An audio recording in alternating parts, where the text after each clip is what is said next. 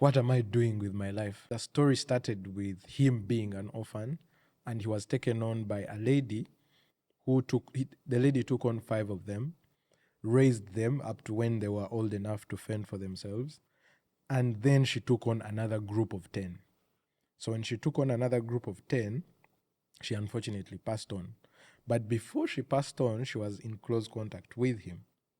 So when she passed on, the kids needed someone to look after them. So in her will, she had left a very small place for them to stay.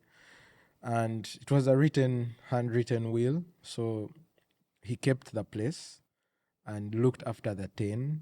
The 10 became 15 because the same way they had become 10, the issue is not yet solved in the community. So he ended up with about 50 of them in that place. And the family of the lady kicked them out of that land where they had been staying, that the lady had left, because they made another will. So now that's when the agency comes in and he goes online. He creates a way of reaching out to people that can help, and he gets to rent a place. That's where we found them. That's where the orphanage is currently.